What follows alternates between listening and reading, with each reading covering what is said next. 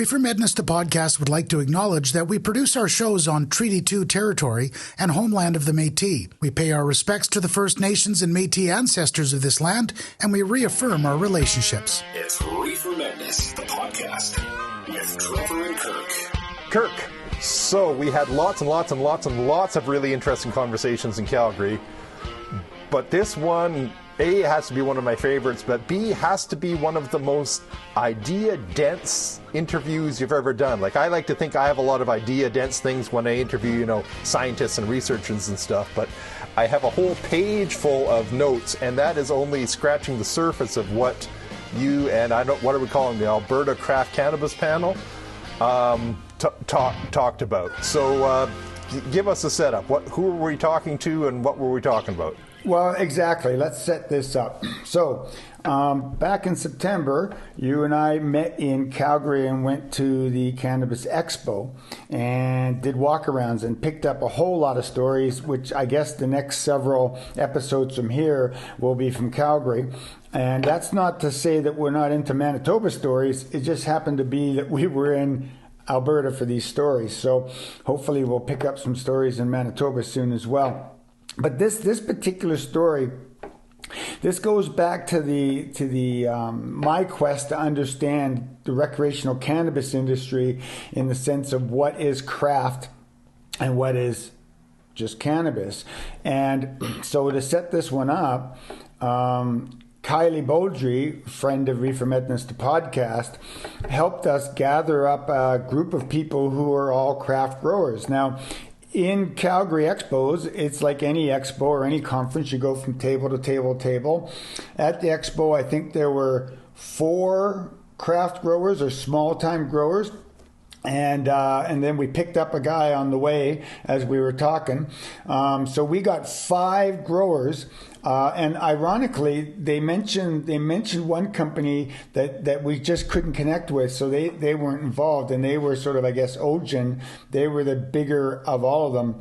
But yeah, so we've got 5 people here, audience. I'm going to ask you, I don't know about you, Trevor, but we had this conversation, 6 weeks ago, and yesterday I went back to the interview and listened to it, and I had to listen to it again, taking my dog for a walk, because like you said, there's a lot happening in this conversation. Like I said, my two thoughts for this is idea dense. Like, there's holy crap, I had no idea there's that much going on in craft cannabis. And the other is bureaucracy, like bureaucracy, yeah. Red tape bureaucracy. Those were just kind of overwhelming. Well, we have Distinct Cannabis, Mark. We have Alberta Bud, Tim. We have Indigrow, Rob. We have Devin, which is Canaleaf, and of course, Kylie, which is Parkland Flower. And it's almost like the conversation had been going for like an hour and a half before I turned on the microphone, because it was like, bam, we're in it.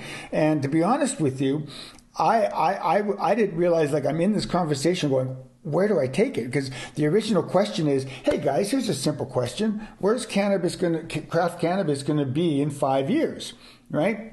And the interesting thing is, I posed the similar question to Derek Iwascu, who we listened to in Small Town Alberta episode, because I was in Small Town Alberta, Lac La Biche, as well. And I interviewed Derek and I asked him, where will retail cannabis be in 5 years?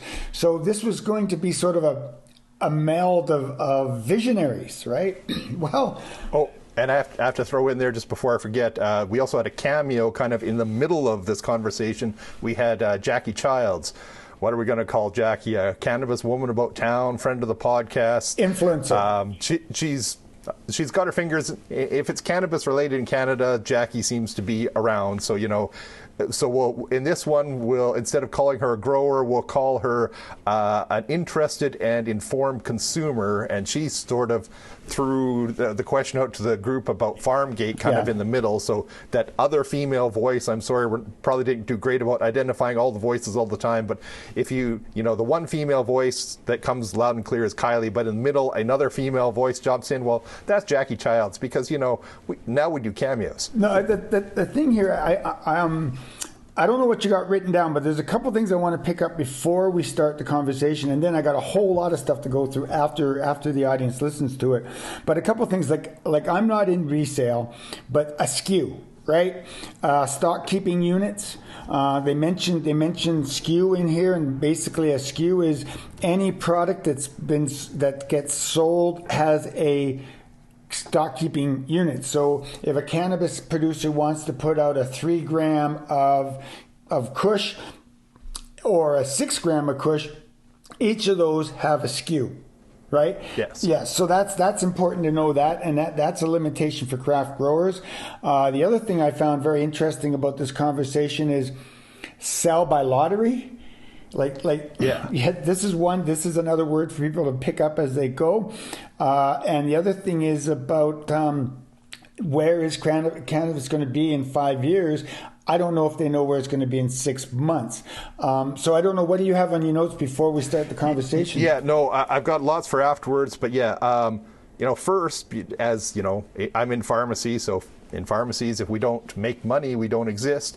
This is a bunch of people who are passionate about what they do, and they all saying, and by the way, we're not making a profit. Going, oh, that's not good. And so you mentioned SKUs, you mentioned, just listen to, now every, every business has its red tape, that just goes with business. And, probably pharmacy has lots of red tape. I'm sure if you were selling liquor in Alberta, you have lots of red tape if you're running a casino in Alberta, so those are kind of lumped together. But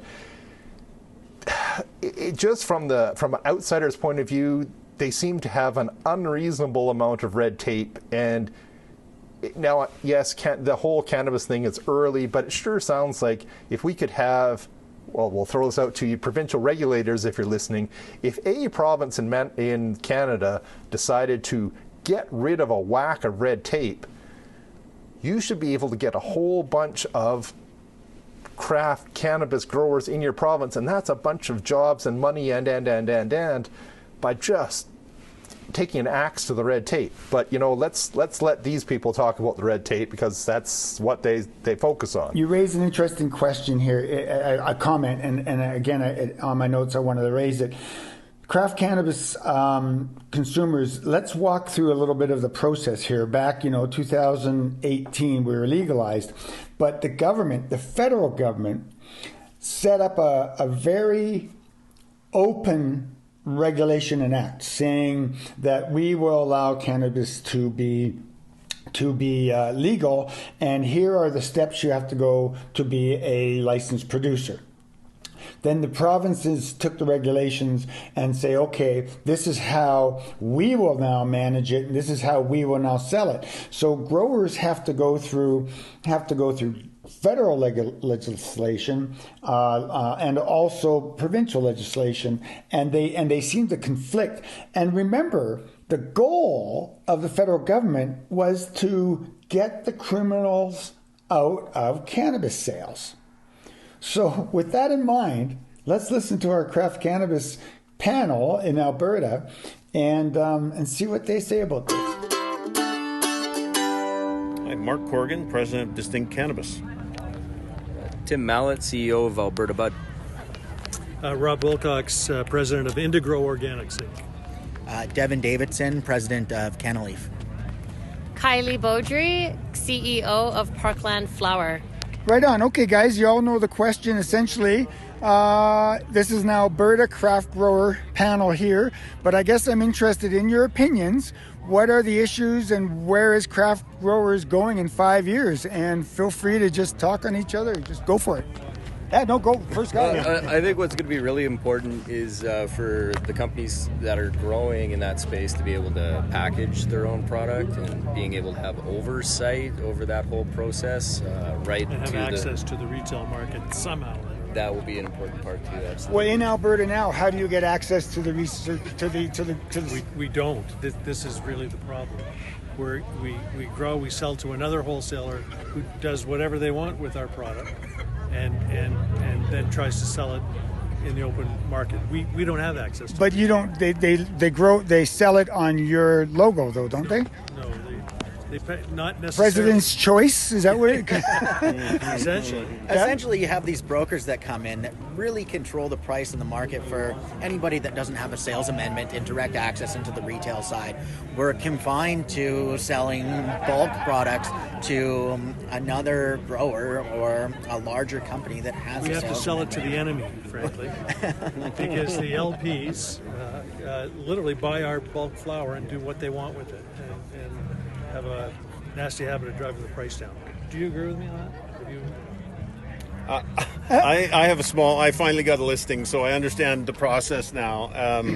Yeah, there's some bullying going on for sure, which is a little bit nerve-wracking, and they control the pricing, which I like. I want to control my own pricing, but yeah, no, it's a challenge for sure, and I'm just happy to get a listing and get my feet wet into the What's industry. that mean, a listing? So I got a listing with Alberta Gaming Liquor Commission. So you can sell directly to them? No, I can't. I don't have a sales license. So I have to go through a distributor joint venture out of Salmon Arm, BC.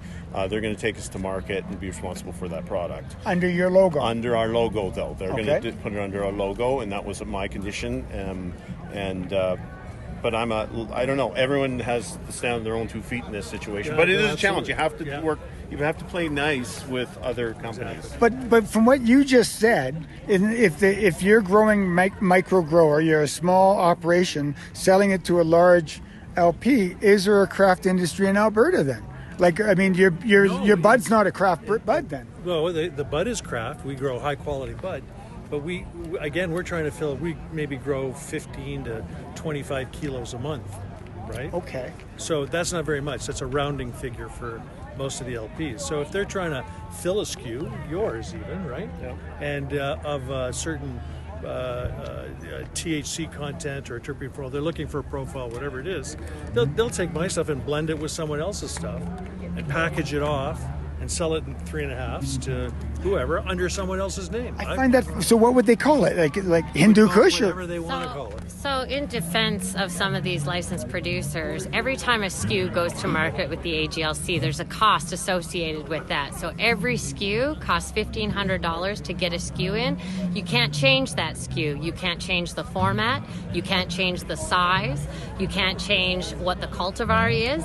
So a lot of LPs, what they've been doing is when they make that SKU, they'll make an umbrella SKU. They'll call, like, so for example, when Parkland Flour put out their when we put out our 2 pre-rolls, we did fresh and flavor at just a neutral name, and so that way we could put whatever cultivar underneath that and still have that listed on the packaging, but you can't actually list that on the website. And so a lot of processors just make these sort of neutral SKUs. Sometimes it's a SKU that'll say Maui Wowie, but the product you're actually getting is like a sour diesel. So, it's... Well, that's not fair. It's not, How do you but build loyalty, brand loyalty? it's very difficult, but it's because of the way the policy, the framework that has been put into place by a lot of people who do not understand the cannabis industry, like the actual plant and how it's grown and how it needs to get to market and how to reach consumers. Is this an Alberta-centric? This is a federal thing. It's not necessarily just a federal thing. It's also, well, that's the other thing, is that on the federal side you have to have an NNCP, which is a notice of cannabis product. New cannabis product. So if I put out Apricot Dream in 3.5 grams, I have to do a notice of new cannabis product. That takes 60 days to get that approved. If I change it to an ounce bag, I have to put in a new notice, right? So it really hinders the nimbleness that small producers normally are. Yeah. Like we're nimble, like we can kind of change and pivot. It really is sort of structured to large corporations that have a lot more money, a lot more backing, and a lot more volume than we do. Like it's just not. It'd be different if for us it cost $100 to get a SKU in, and a large producer that's putting that volume in to get that in as well. But then even when we get our sales licenses, then there's so many costs on top of that. We're currently in Ontario. In Ontario, we have to have $15 million in recall insurance. That costs about $75,000 annually. So that's It's ludicrous. so $75,000. Like, I'm not even profiting. I am actually paying the OCS to sell my product at this point. Wow. And so it's just, that's why a lot of micros are struggling. A lot have gone under already. There's acquisitions happening, and it's really just not a small business friendly environment. And everyone's like, oh, we got to get more growers to transition. Well, they're scared shitless. And the transition portion of that is Should be scared shitless. the transition portion. Now, why would you transition? From legacy, Yeah. from legacy to legal. Yeah, I don't even know what legacy means. What Well, does it's legacy a mean? nice way of saying the silver gray market. Yeah. So is this isn't helping us get off the black market, is it? No, Absolutely. it's encouraging the black market, frankly. Yeah. Interesting. And then the excise duty on top of that, when the excise duty and then also markups, not the provinces. I have to say AGLC is one of they're better on the fact that they don't mark up our product when it goes to retailers. Where they get us is the excise duty. So they have 16.8% excise duty in comparison to an extra 3.9% excise duty that Ontario does. However, Ontario has a sliding scale of markup. So they might get a product and they're like, oh, this is going to be really popular. We're going to put a 55% markup. So sometimes the OCS is actually making more money per gram than the farmer. And that's, so it's not just predatory licensed producers, because they're getting hit just as much as we are. It is what's coming out of the provinces, and not to speak ill of the provinces and that as well, because a lot of that is policy that, like when I'm dealing with a category manager, these folks, they're saying the same thing. They're like, we're sorry. Like, they're apologetic sometimes. They're Well, like, you we're think sorry, about- we have to go around, we have to do this. Even get a SKU, you get offered a SKU in Alberta, and they say we want it to retail. Well, I cannot decide my retail price, but they give us $39.99 retail. Okay, I'll take it. BC comes back with the same SKU, we're going to offer you $31.99 retail. I'm like, well, what the fuck is that all about? And on top of it, my next harvest, my test results go up. Say they go 27%. Do I get a raise? No, we locked in at this price. Well, I don't want to sell at that price, especially if I get But it increase in doesn't my cost you numbers. any more or less to grow 29 or 21. Yeah. Yeah. Right? No, It true. But why can't I get a raise when No, my you should. number? You Because they're absolutely basing should. it on those Yeah, numbers. you I wanted should. my price to increase. But it's almost like they get to play with all the rules, and they get to turn the rules in their favor when they want to. So it's They So turn THC into such a commodity, and they charge more if it's 29%, and it doesn't matter if you're growing 21 or 29 or 23 or 15 well, or 12. I'd love to just say, let me stand on my own 2 feet. If I decide to go down with the ship at $50, then I go down with the ship, and I'll take all my product back. But that's not an Absolutely. option. As the farmer, you should have every right to do so. okay, so guys, you haven't answered my question. Where do we see it going in the next like couple other 5 years? Where are you going to Something's be in the next gotta 6 months? I mean, how confident are you on FarmGate? In Alberta, they are very much so. As much as they were gung-ho and they went ahead with legalization, and then there was a change in government, and this change in government has not been as responsive to cannabis as the previous government that came in with legalization. And so either there's going to be a change in government or they're going to wake up. Like, it has to be one or the other. But having said all of that, retail sales are still very strong. Retail sales are super strong, but what I'm saying is that this government is not going to look at. This government is a lot more conservative, obviously. So they are looking to what are the other provinces doing now? Whereas the previous government wasn't looking at what other provinces were doing. They decided to make their own framework, and that's why we had 500 stores and Ontario had 25 stores. When early legalization. So it's been a total change in the framework. I sent out letters on behalf of the Alberta Cannabis Micro License Association to all the MPs, the ones that really look over the cannabis file, which is Travis Tays of the for finance. I sent one to the municipalities. I sent letters out to all of them. Did I get a response? Not one. Not one about cannabis. Granted, right now, these folks are drowning in COVID. Like, they're dealing with, like, this is not something that's on their priority list. We're a drop in the bucket. So we have to keep advocating, we have to keep pushing forward, and we have to be bringing them the information what's going on in other provinces. Right now, BC literally on Thursday just announced that they're going to do direct to retail. So if you have a sales amendment, you can sell directly to a retailer. If I come out with a 25 kilogram lot and you're licensed to sell in BC, I can sell 25 cases to one retail chain in BC directly. You cannot do that anywhere else. Yes. Farmgate. Thoughts on Farmgate? Can we talk about that for a second? That's what we're talking about right now. Yeah. That's like, wouldn't that help? Is that what the hope? Farmgate would be amazing. Right now, what the government is saying is that you guys can do Farmgate. You have to build a store.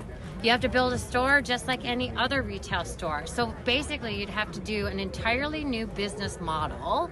And You'd you're have not allowed to to own it. Another corporate entity has to own it. You can't be a grower and own a store. In Alberta, you can. And another corporate entity. Yeah, that's Again, lawyer footwork. It's lower. Well, We got a lawyer. We got a lawyer here. What I'm saying is that if a cultivator has a facility, they can build a store next door or on their property, but they have to build out an entire store. But in it Alberta, cannot be in the same building. And you can't have the word Alberta in the store name in Yeah. Alberta, which is a challenge for Alberta, bud. Yeah. So true Farmgate is when customers can come directly to your facility and purchase your product out the door. because currently, as I understand Alberta, if you do have a store, you can't just carry one person's product. You have to carry a range of products, right? So if you had Alberta Bud as your storefront, you would be required to have other LPs in there anyway. So you can't have your own Is that a Farmgate. requirement? Well, and the other thing is that right now, currently, if you did have your own store, you have to sell all your product to the AGLC, then buy it back. But most of our product is going to go on the lottery, and you're only allowed to buy 1 or 2 cases at a time. Another So major you wouldn't even be able to. You might not even actually get your own product. And okay, so like when we get our federal license, we're immediately allowed to sell plants and seeds, right? But Flowers and seeds. plants and seeds. Okay. That's all we're allowed to sell on day one. And then you get your micro-processing license, and then you get your sales license amendment, and then you can sell it to AGLC and AGLC only. Now, they are not in a position to be able to warehouse live clone plants, even though I'm legally, federally allowed to sell them. And that means that you can't buy plants in Alberta. Right. Well, So- you can't get your But full that's plants. going to be the biggest change, I think, with Farmgate, or would be the nicest change if you were allowed to build a dispensary right off of your micro. That's the and thing. you can We sell could keep the clones alive. We can keep the clones alive. Let's do it. So that's like anybody who's got just a nursery license who can't do processing. You can't have a nursery license and a micro processing license. Nurseries are only seeds and clones. What the hell? So if you go This is and get, complicated. if you only get a nursery license, you have no ability to sell your product direct to consumers. You have to sell them B2B. Like if I had a nursery, I'd have to sell to another licensed producer only. So if you wanted to be there a is clone no- specialist, you could sell your clones to another guy to grow them out. There is no legal way for Albertan recreational cannabis growers to purchase their 4 plants. There's no legal way to do that. There's no ability to do that. So where do you think they're getting their clones? So They're getting it from the illicit market. So the actual framework that the government has is actually encouraging illicit sales.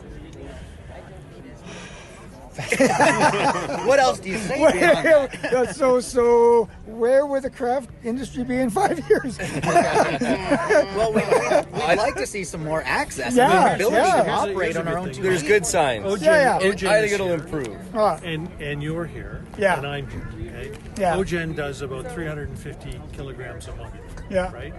I don't know what you're doing on a monthly basis. I'm doing 25. That's the craft market. Right. Right? Well, His level of the craft market is completely different than my level. isn't there a definition? In one podcast I asked you, what's the definition of a micro craft business? Oh, there's dozens. It depends on the day. In Ontario, their definition of a craft cannabis operator is less than 10,000 kilograms a year. Okay. Which is pretty big. Like that's big. That's big. That's a big. It's huge, but if you talk about a company like OGen, for example, that's doing 350 kilograms a month, but they could, easily spin that in their favor and saying, okay, but all of our rooms are only, 2,500 to 3,000 square feet, and they can really, control the climate and everything else and how it's being grown. And sort of that market hijacked the craft word. We need a different word, right? Not craft anymore. We need to be a different word. We need to be, I don't know. Well, the federal government came out with that word, and that's a micro-cultivation, right? They basically said that a micro-cultivation is no bigger than 200 square meters of canopy, which that's what they're saying is a craft grower, really, in essence. Like, is that... But the reason they came out with that was for security purposes, right? They're saying at 200 square meters, you don't need to have video cameras everywhere. You don't need to keep all your video data for 2 years. So there is an advantage to that. The disadvantage is you're not able to produce volume. Access to market is really That's the biggest. Yeah. If anything comes out of this podcast, it's access to market. Well, that's what's floored me is that here you are creating your product. You and I know growers. I've met a lot of growers. You're passionate about your product. You want to get it to market, but it may not even go under your name. That floors me. How do you build brand loyalty? You need to get to your sales amendment and build that through your marketing team and everything else, and provide a quality product each time and every time, right? Like, I think the people that are really focused on quality cannabis will join together and help each other get to market. You can't depend on the big boys because they're playing a different game. They got different weapons. We're playing with their hands and they're playing with guns. No, I think you got to stick together and help each other get to market, not take advantage of each other, because it's all about great cannabis. And it's the further we get down the line with people and educating them about what great cannabis is, and they see if they just see the masses, they're like, they don't even know the great cannabis exists. Because until you have that, how would you know that it exists? Yeah, I mean, that's why Tim and I, we're both on the board of the Alberta Cannabis Micro License Association, and we call ourselves the voice of craft cannabis in Alberta, and that's the thing. We take all of these issues that we have and we bring it to the AGLC. One of my big issues with the AGLC, when I was first trying to put seeds out, was the insurance costs. They were like, you have to have $10 million in liability insurance. And I said to them, I'm like, why? Like, we're literally putting, what's somebody going to choke on a seed? Where's the liability? It's not a consumable product. I cannot be held responsible for how someone grows the cannabis.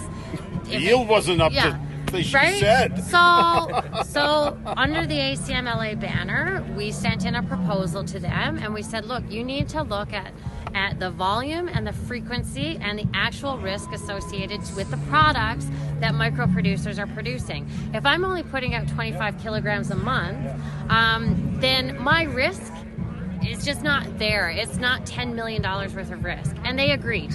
And they reduced our requirements down to $2 million for seeds, $5 million for dried flower, and then they kept it at $10 million for extracts and edibles and topicals. But what's the risk? Where's the risk? I don't understand. That's a great question. You are a lawyer. Or an ex-lawyer or whatever. Yeah, I'm still I would be. Where's the risk? Where's the risk in cannabis, in providing cannabis? I think the risk approach isn't measured to the actual risk that's faced. That's definitely true, and I think that was an intended decision at the beginning. I think probably the people who are putting these rules into place knew that, and they said, let's start like so far overboard that nothing bad can happen, right? And then let's just recede it. Right, and I think that's the strategy, is what I'm saying. They haven't been following that strategy though. Well, they can't react fast enough. Yeah, they haven't receded. They've actually increased it. So on August 3rd, AGLC announced to the entire cannabis industry that licensed producers, if you're going to sell directly to the AGLC, now have to go through an entirely new security clearance process. So we've already gone through a security clearance process federally. And now you're going to have to do another security clearance process. You may have been approved by Health Canada to operate in Canada and produce cannabis, but we're going to double check you. And you may not be approved to it. You might be approved to produce it, but you are not approved to sell it. And they have done that. There have been licensed producers that are Health Canada licensed, and they are not allowed to sell in Alberta. Really? I didn't hear that. Absolutely. Are they modeling, and again, I hate to do this. They're modeling it after the gaming industry. Okay. So they are looking at, the AGLC looks at the gaming industry. If I want to start a casino, my personal disclosure, the amount of paperwork is about 70 pages long. What are your kids' names? What are their social insurance numbers? Are you married? Are you single? If you're married, we would like your notice of assessment, not only of you, but of your spouse. And it's very invasive, but it's their sandbox and they can do whatever they want. If you want to be able to sell weed in Alberta, you will have to literally name your firstborn children. As collateral. As collateral, yeah. Well, that may not be a bad idea. And that just happened. Right? So they haven't they're making it up. They haven't reduced it at all. They've actually made it more difficult to have access to the market. They've probably never run into a problem. Like they have, and so the thing is that they've gone through licensed producers and they have found indications of organized crime. Whatever that definition is to them, I have no idea, but whatever it probably is, legacy stuff, right? It's legacy stuff, but if you have any wisp of legacy operations at all, they will not allow you to sell cannabis. Interesting. So in the next 5 years, Mark, you bring up, working together and, making sure we can all essentially win. Do you see a lot of consolidation in between micro companies? I don't know about consolidation. There could be some for sure that partner up or co-ops, but it's almost like, play friendly within your sandbox. There's other sandboxes, and we're all trying to get great cannabis to market, and it's really simple when you break it down like that. So I think if we understand we all need to make money, but we don't want. I'm not a big believer of taking advantage of people, because there's one loser and then that deal's done. It's done forever. So if we can both win, and then we can have a nice partnership and move product and through the market and premium product. So we educate people that what is premium product. So that question still is out there. They don't know. Well, we answered that in one of our podcasts actually. Yeah, well, apparently right now the market considers premium product the highest THC level for the lowest price. Yeah. How do we win there? But then you open but it. That's changing as well. Like I've seen retailers now, and they're like, "Oh, that has changed." For people that consume quite a bit, you still have, obviously that's still a majority of the market, but you see people coming back going, "That was crappy." Like, I don't care if it says 23%. That was not good cannabis. And isn't that a whole different story? The testing and the numbers that go on, and that's do we think of the allowing bud tenders right at a retail level to be able to have or go through a training process to allow them to describe what they believe quality cannabis to be, instead of just saying, okay, this is the highest percentage for the lowest price, or here's 15%? Can we allow education from bud tenders to consumers? Oh, you could do all kinds of... The more restriction on freedom of speech, the worse. Right? It's like... Well, I think some of the chains are doing a great job of it. Some of the mom and pops, privately held, are doing a fabulous job. Others are going at it a different way and going, they're trying to get to the lowest price and just separate themselves like that. So I think that there is starting to see some of that as well, who are the really good operators and who are just doing it on price. So I think there's a war in all phases of this industry right now to survive. Hurricane. Yeah. We're probably in the eye of it. I bet you out of the 5 folks standing here, I bet you not one of us has turned a profit yet. I haven't made a penny. No money has come. It's all going out. I feel like a bulldozer. So why are you doing it? Well, because we were sold a bill of goods by the federal government. Sometimes I feel like that. We got into it honestly. We tried to live by the rules. We've complied with everything we could, and then we keep getting to a point where you just stop and okay, so where's how am I going to get rid of this stuff that we've grown so nicely and so securely, and now I have to go, like I say, to the enemy, and they're not all the enemy. I know what you're saying. You're going to a competitor. You're going to a competitor. Yeah, and whether I hand trim, I'm not getting paid to hand trim these things, right? Our quality we thought we had really good quality stuff. We thought it was we built all our models at $4 a gram, and now we're going to get $1.50. And so that changes a lot of things for and for some places. Producers, they're not even producing it at $1.50 a gram. No, exactly. A small producer, you just can't do the volume to get those economies of scale to that point. And that's what they're paying you for your weed, $1. Wow. Yeah, and then that's the thing is that if you don't have a distributor, if you don't have someone set up to buy it when you harvest, now you're sitting on it. So you might have got doesn't it get better with age? Then it ages, and now you're getting 80 cents for that gram, because it's hard. Right now it's a mug's game. It's just we need to get access to the retail market somehow in order to nobody's survive. getting fresh product. That's the thing. There's a few processors that are getting fresh product out there, but the labeling, the labeling thing is labeling crazy. Games. Labeling games. So in our packages, we started putting the harvest date on there because a game you can play as an LP is we cut down the crop, we sit on it for a year, and then we throw it into the little jars and it's packaged yesterday. Right? That's okay. The only federally mandated package date is just package date. Yeah, so it's transparency. It's right. It's when did you cut this thing down? It's a living product. It's degrading. I want to know. Right. Well, we were just talking about that yesterday. You buy a dew tube, and it says packaged November 2020. It was probably harvest's day before. Well, see that what you're telling me is and it was dry. So and it was dry as a popcorn fart. I mean, the pre-rolls are very dry. So interesting. But here's the other thing in the genetic testing. So there is no genetic testing. There is no genetic testing. Somebody's talking about. Yeah. I laughed about this one, right? Somebody's going to come up with this. Was trying to come up with a material data sheet for stuff. So it'll have the genetics on it and your COA attached to it. And so the Holy Godfather goes out as Holy Godfather, and you can prove that it's Holy Godfather. Today you can't. No. Right? Well, but I go into a store and it says, indica, sativa, hybrid. So I'm going in there and I'm buying it. Maybe all 3 of those things. Yeah, they're all hybrids. Nothing's a true sativa or a true indica anymore. No, everything but everything is crossed and bred. And OG Kush or whatever. There's so many names, they're meaningless. Sure, yeah. It's meaningless. And it could be, you have no idea. But I could literally take an OG Kush and Holy Godfather, cross them together and call them banana pancakes and sell them out the door.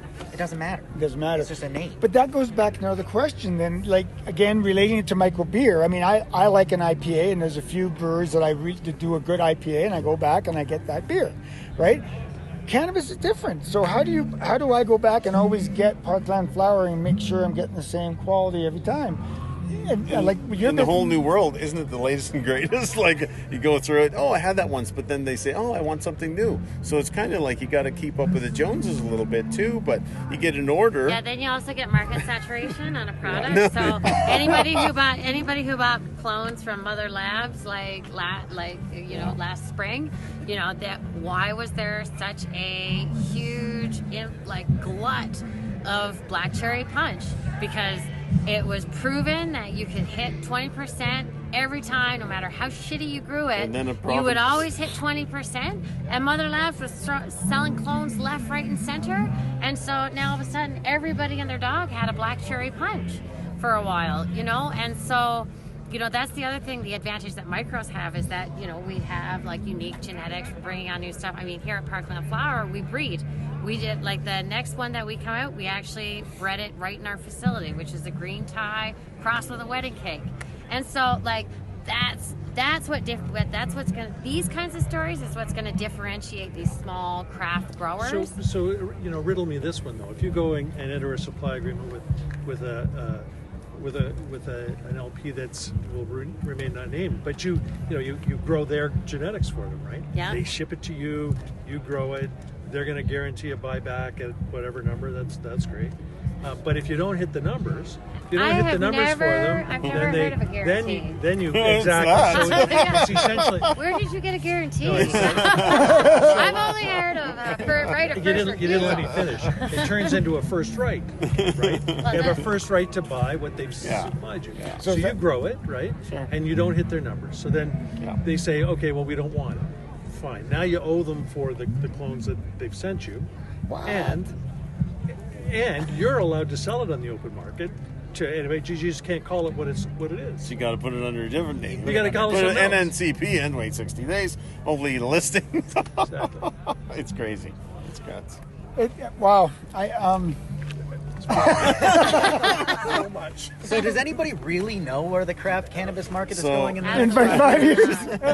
I don't know where it's going next week. Oh, God. It's going to chase its tail in circles, and hopefully we'll get access to the retail market at some point along the way, and have access to sell our product for a fair price and make some money. You know what? We are scaring the pants off of some of these larger producers. Like, we have been eating at market share over the last year. Like, it's coming out in like literally those big brands, those big names, they're posting their numbers and they're losing market share, and their Stocks are falling. stocks are falling. Yeah. And so, like, Well, and the consumers becoming more educated, realize what great weed is, and they don't have to put up with 7-month-old weed that's larvae, and I can do better. And the pricing is, unfortunately, has come down, but I can get a really good eighth, for $40 and feel great about it, and probably not support the big boy, unless you're investing in the big boy. But I think the actual growing on the farm side, production from those guys is coming down as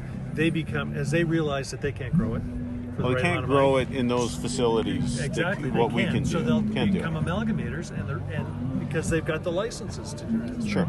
So they'll buy our stuff. They're probably turning into repackage processors it in many ways. and call it their own thing. Yeah. well, I mean, So you gotta look at another side of things. Like, you look over in Ireland and Guinness, right? You think Guinness grows hops? Yeah, no. Like, they do No, not, no. right? They do not grow I got any, your concept right? originally. Yeah, so I mean, all the farmers, and when that truck shows up from a farmer, Guinness has one of the highest standards for the agricultural product that they will take in.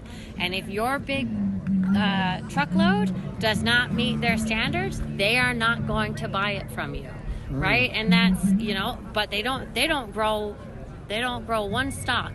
You know what I mean? They are that brand, and they're that processor. Using your model, so is this a way that big LPs are going to small growers and saying, this is our craft line? Yeah, Absolutely. That's how they're doing it? Totally. So in the next So that's 5 what I years, mean. They've hijacked the craft name already.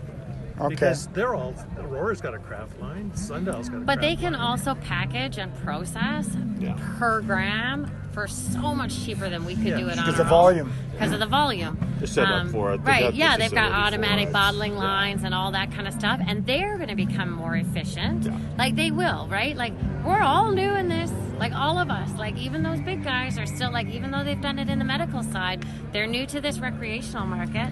But as their costs come down, they will be able to pass, if they so choose, to pass that savings down to the farmer, which is what should happen. Whether it does, that remains to be seen. So likely in the next 5 years, all the product that hits the market is going to be from craft or micro producers, and the large players are just going to be in the packaged goods business. Yeah. They're going to process the product that smaller operations grow, and they're going to sell it out, and that's what's going to happen. They're going to let you do all that, and they don't have to worry about it. I think another thing It like mitigates all the risk for them. Yeah. I well, think obviously. the other thing is that even some of this, like all of us built facilities, you know, those big guys built facilities, and I'm sorry, you're not putting, not every, there may be somebody in this room that you know, their very first crop was the bomb, but dialing in a facility. Our plants were 1 feet tall. 1 foot, your first But one that's was. what I'm saying is like, How big were the flowers? Most of us didn't get licensed until a good year to 2 years into legalization of the recreational market. We're still in the process of just dialing in our facilities, and that's the other thing. It's what's really going to differentiate folks in the market is the ones that can hold on, like literally just survive. Like if you can just survive and continually improve and improve and improve, you'll make it in the end. But it's a lot of the ones that you know, they You gotta just have deep pockets. you got to have deep pockets. It's a big ocean. It is a big ocean. But once you get through that proving out your facility and dialing it in, and you know that you can get that consistent product, there are companies out there that have done that in that craft space. Like Ogen's one of them. They are pumping out a consistent product. They sell out as soon as it hits the market. You know, Joint Venture is buying up Premium product. You know, small craft producer products. That model is that they're taking care of the farmers. Yep. Like that's the model that they've done, and they do pay fair market value. It's the best deal in the business. In my opinion. Far, right? So far, yes. So far, Yeah. you know. And there's lots of different models. Like it's like a big social experiment right now. I mean, Shelter was doing basically consignment. You sell your product to them, they package it, and then they're like, when it sells, we'll pay you, right? So there's also that model, right? And then if it doesn't, and you're responsible for selling it, or maybe they're responsible for selling it, and if they don't sell it, like it's just like, you know, it's tough. You just got this tight grin on. I mean, you just gave up a really good career, and this is. Is this Who told you lawyering was a really good Like, He's living the dream now. Oh yeah. Okay? we got to do this. We'll have to do this again in 5 years. Thank you. Yeah. Well, thank you very much. Thank you very much, guys.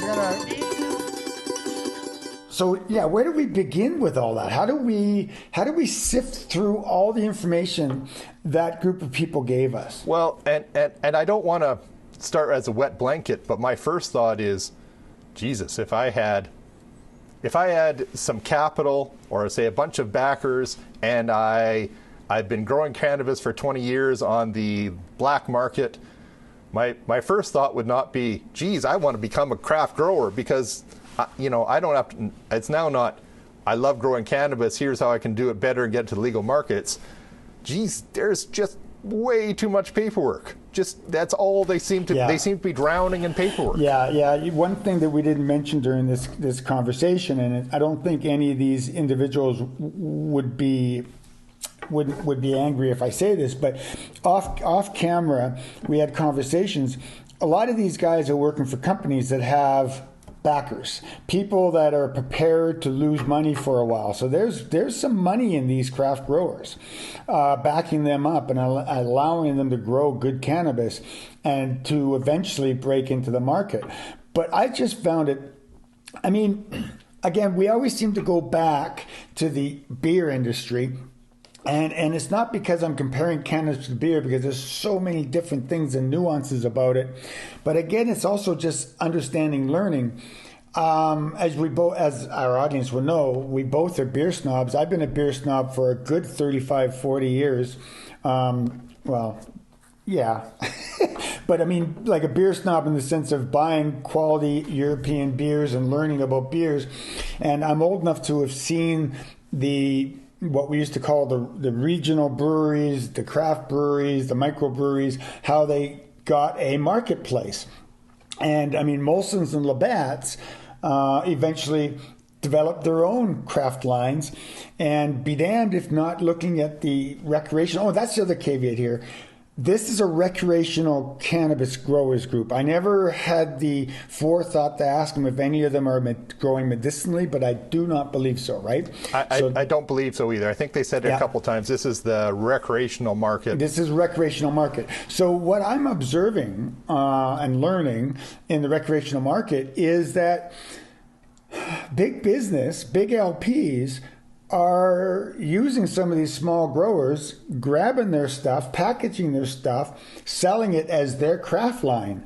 But there's no consistency. So getting back to the whole beer industry, how the hell do I, as a customer, develop brand loyalty when I don't know what's coming in that plastic container each and every time I buy a cannabis strain or cultivar from an LP? That's what I got out of that. There is no way.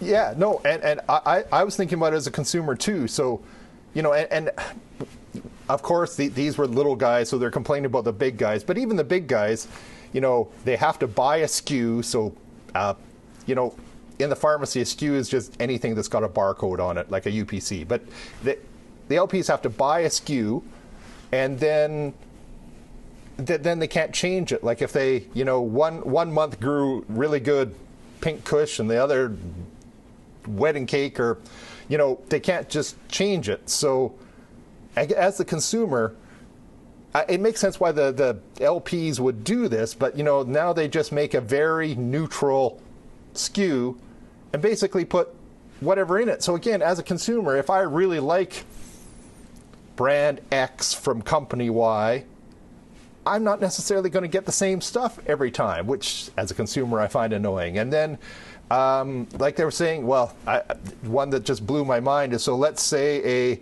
craft cannabis guy opened a store, they couldn't be guaranteed to sell their stuff in their same store because they have to sell it to Alberta Gaming and Liquor and Cannabis, and then they have to buy back on a lottery system, and they might not necessarily get their stuff in the lottery. So, they open a store, Parkland Flower opens Parkland Flower store. They might not be able to sell Parkland Flower stuff in their own store because, again, I'm not even really blaming the government exactly, but come on, we've got to be able to make the bureaucracy work better. If all you're trying to do is be good to the consumer, make it easier. And if you're trying to get rid of the black market, make it easier, because if it was easier for me to sell to the black market, I'm not saying I want to break the law, but if it was that much easier and more profitable, why wouldn't I? So here's a question. Why is this important to know? Why does a nurse and a pharmacist need to interview recreational craft growers? Well, first, because, as Canadians, we can enjoy cannabis recreationally. So, it doesn't matter whether I'm nurse, pharmacist, engineer, accountant. I might like to enjoy this recreationally, and I think this is good to know. But on the other hand, there are going to, let's go back to the medical part, there's going to be a lot of people we see professionally who either go to the rec store and use the recreational stuff medicinally because that's their choice and they want to, or they're using it recreationally and have either other medications or other medical conditions, and we need to have an idea about how the stuff they're using recreationally affects the rest of their life. And, as a pharmacist, we kind of obsess over what it says on the outside of the bottles, what's inside the bottle. That's kind of the whole point of what we do. What's outside the bottle doesn't say what's inside the bottle, and that drives me batty. Yes, and this goes back to the paradox. I mean, we've been doing this podcast for about 3 years now. But what I found interesting is, again, as a nurse, I am taught and basically encouraged to tell my patients that you don't want to buy your weed, your medical cannabis, on the black market because you don't know what's in it. Well, in all due respect, the government regulations have set it up so that if I choose to buy my weed recreationally, I still don't know what's in it. It's packaged nicely. It's got a provincial label on it. but I don't know what it is. They can tell me what it is. And the other thing that I love about this, Trevor, is that when was it harvested? Do you remember when we were when we were in Alberta? Yeah, no. That was a huge eye opener. I had heard a little bit about it. Oh, it's old, it's whatever. But the whole, when I forget too, but someone said, oh yeah, well, someone could, harvest it, sit on it for a year, package it, and then the date that, me, the consumer, sees is the date it was packaged. It's been sitting in a vault for a year. Happened. And that happened to us. That happened to us in Alberta. We were in the smoking room, and there was a dupe tube, and I asked to look at it, and I looked at the dupe tube, and it was harvested. It was harvested 7-8 months. Not harvested, sorry, packaged 7 or 8 months.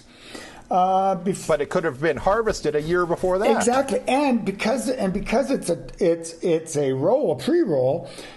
We know that pre-rolls aren't necessarily coming from the select buds. So again, the whole system. I'm just laughing because I've listened to this interview 3-4 times in the last 24 hours, trying to get my head in and trying to grasp what was being said, and I understood probably 90% of what they were telling us only because we've had conversations with craft growers before. But think about the legacy market. Or the black market or whatever, but just walk through the process about how an LP or a craft grower becomes a business. They have to have genetics.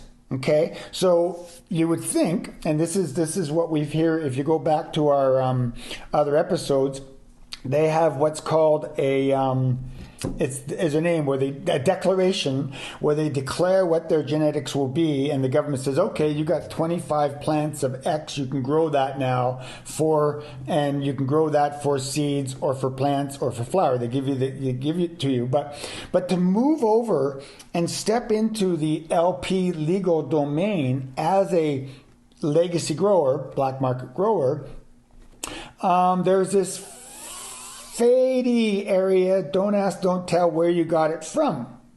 And then Kylie mentioned about, Mother Labs, who we met in Saskatoon, and we interviewed them, so go back to the Saskatoon potpourri for Mother's Labs. But now those guys are selling clones, and as I understood it, because they can't sell it to recreational growers, right? Because recreational growers in Alberta can only grow from seed, so they sent a bunch of clones out to LPs, and now they saturated the market with Mother's clones. So I don't know. It makes you wonder why we haven't gotten rid of the legacy market. Why there's still black market cannabis out there. Now, sorry, I'm going to interrupt that before you start, but I was talking to Derek again in La Clabiche. We sat down, we spent an afternoon together catching up, and I got some stories out of him, and we just chatted. And he was saying that in his small towns that he is now reselling cannabis from, the legacy market's still rather huge. And it's good weed. And it's not, laced with stuff, because who's going to do that anymore? But he's competing with the legacy market as well as a reseller.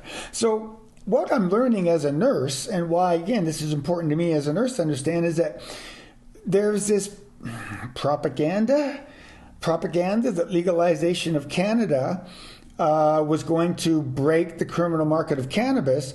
But the irony is the regulations and the legislations and the federal versus the provincial, it might be easier just to stay in the legacy market. Yeah, and again, I want to give, we'll call it, our bureaucrats and our policymakers the benefit of the doubt. I'm hoping that wasn't their intention. I'm hoping that they didn't get together in a back room and go, let's make this so difficult that it's next to impossible for a small grower to make any money. I don't agree with that. But I think it's we're 3 years in now. I think it's time for a sit down and how could we make this easier? We threw all these policies and they don't all make sense, and let's talk to someone like Kylie's group. I think it's the Alberta Micro Producers Association. I don't have that quite right.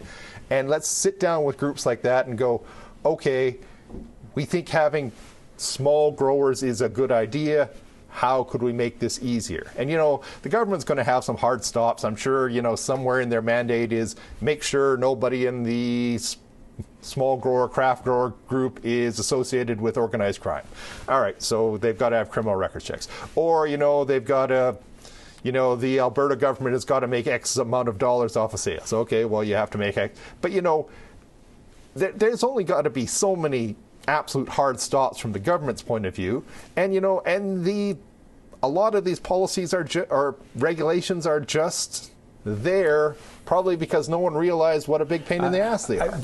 I had so many things I want to say, and I want to unpack what you just said. It's interesting you said, we have to do a criminal record check. We have to do criminal record checks for everything nowadays, right? Especially in healthcare, and we've talked about how we work in a profession where the customers trust us, but the regulators don't. I mean, true. As a nurse, if you are a criminal and you've done your time, you've paid your price, man. I don't care that you have a criminal record in the sense of how I'm going to care for you. So the fact that I have a criminal record, I don't understand how that's going to make me a cannabis grower any more difficult. But that's for lawyers speak and politicians and for deep conservative thinkers to think about. Meaning my point is that as a nurse you are an individual. You paid your time, you did your time for whatever you did. It's paid. Let's go forward. Please don't do it again. We'll trust you not to do it again. If you do it again, well, off you go into the system again. And we won't get into recidivism. That's a different issue too. God, so many issues, Trevor. But I made a comment to Kylie, and I said, well, she was talking about liability insurance, and Tim, I think Tim was the lawyer from Alberta Bud. And I kept teasing him about being a lawyer. But, what I've learned again in the last 3 years, I've been an advocate of cannabis for many years, but in the last 3 years specifically, cannabis, where is the risk? Yeah, no, you brought that up. Right? I agree. So just to throw out the Kylie number, because I wrote that down because it was huge, to sell into Ontario, she needed $75 million worth of recall insurance. And so that costs her $75,000 a year premium. So that means that if she's selling into Ontario, she's selling at a loss. That much insurance makes selling into Ontario unprofitable. Now, Ontario is also the biggest market in Canada, so, that's where she feels she has to sell, and that makes sense. But like you said, what's the... Where and there was other insurance that she had to buy in Alberta because, what if someone choked on because Kylie's company also sells seeds for other people to grow with. She said, well, that's not a consumable product. What, is someone going to choke on the seed? Like, why do I have to carry insurance for this? A peppercorn's bigger than a cannabis seed, man. You can choke on a peppercorn. But I agree. It's very now, I think, again, it was Tim who said, maybe they just started with making the regulations stupid hard and are going to slowly bring them down, which that's fine. But yeah, it's the assumption that cannabis is risky. Now, other than, and this is just me speculating, other than the potential of organized crime being involved in cannabis as I don't know what, but let's say they are. Well, they are. They have been. Sure. Yeah, but as a quote unquote risk, that's about the only risk I can think. Like it's. Well, you know what? There's not a lot of. Let's give our listeners. If I'm wrong, someone should educate us. I'm not seeing an awful lot of risks that they need huge amounts of insurance for. Well, let's give our listeners some credit here. Obviously, everyone that's listening to this podcast have heard all 77 episodes of this podcast. Now, if they haven't heard all 77 episodes, let's review some of the things we've learned. What is a lethal dose? What is that as a pharmacist when we talk about a lethal? Oh, it's right. That LD50, but it's thousands of pounds. Okay. One of our guests said it best. You're more likely to die of that bale of cannabis landing on you that will more likely kill you before you could smoke or consume it all. There's so many things we've learned about cannabis that the risk management. I have scratched the surface of risk management in healthcare. In one of my jobs, one of my career moves, I was working with the HR department and working with risk managers. And my rudimentary understanding of risk management, it's low risk in cannabis. But I think governments are still working on stigma and a lack of understanding of cannabis, and it's showing in how they regulate the marketplace and how they're regulating large LPs and smaller growers. And I guess I can only hope that they listen to our podcast and realize that change has to happen. So, yeah, it's a good conversation, man. I after listening to it, I'd like to go back to those 5 and have another conversation because there's so many more questions I have. Well, we've got their business cards now. They can't run away from us. So this was, you set this up with Kylie. Anything you want to, like I said, it was very idea dense. Anything you want to sort of wrap this up before we go out of this one? No, I think we kind of beat it to death here. It's I think one of the things I find interesting is that it's as a recreational consumer of cannabis, I think people have to be aware that you may not be getting what you think you're getting consistently. So it's difficult to have, I really like indica, I really like sativa. Well, unless you have known land races and the genetics has been followed from where the original clone came from, you're not getting it, right? We know that. We know that the craft growers or any LPs, the customer is not us. The customer is the government. Yeah. Right? That's the interesting thing, is that they're selling to the government. I thought it was interesting that there's no ability to get clones. I just liked it. It was a good conversation. And I also want to thank them all for trusting us and gathering together to talk about their industry. It was nice to arrive to Expo and feel welcomed. It's, like I've said, the green culture is a welcoming group of people. Yeah, no, it was a great conversation, and I thought it sounded great that we had sort of music and stuff going on in the background. I think it just sort of added to it. So thank you to everybody who participated, and you out there listening. I hope you enjoyed listening to that conversation as much as we did. So I should say, because I haven't said it yet, I'm Trevor Schufelt. I'm the pharmacist. And I'm Kirk Nyquist. I'm the nurse, and this is ReeferMEDness, the podcast. I would like everyone to go to our webpage. We have a very comprehensive webpage, www.ReeferMed.ca. Eventually, this episode will be up in transcripts. I'll have to parse through everyone's voice, and hopefully I don't put Tim's name where Rob was speaking. I'll try to make sure I get that correct. I have my cannabis story for you, Trevor. Okay, who do you got? Well, I got a buddy of mine that we were golfing, and we were sitting down having brunch at 8 o'clock in the morning, tee off time. Honest to God, we were shooting our balls through mist and dew on the ground. It was interesting. I roll my ball pretty much all the way to the hole, no matter how, trying to get loft. But I had a rooster tail. I was one of my drives went across the grass so well, it had a huge rooster tail. So, anyways, yeah. After the golf game, we sat down and had some fish and chips. And I asked my buddy Steve. I said, I said, you got any cannabis stories for me? He says, what are you talking about? And I said, well, I'm just collecting cannabis stories. So he gave me one, and this is one going back several decades, and it's on the Yellowhead Highway from Edmonton to Edson. And so it's an Alberta cannabis story. All right, sounds good.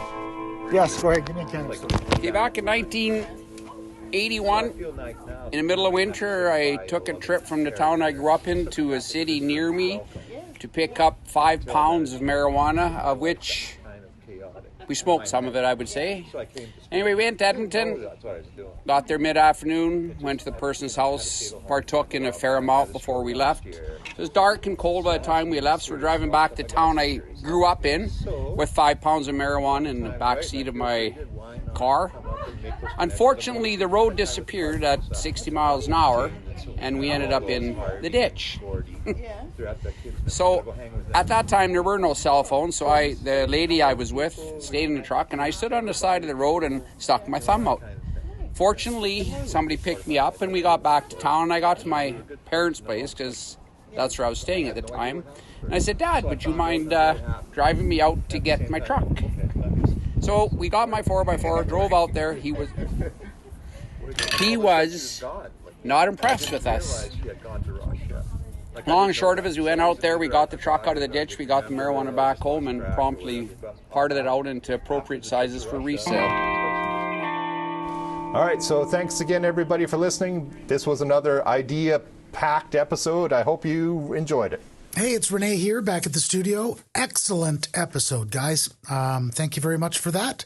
As we usually end the program with a song, I figured I would choose something related to Calgary. And so I found a song called Calgary by Bon Iver.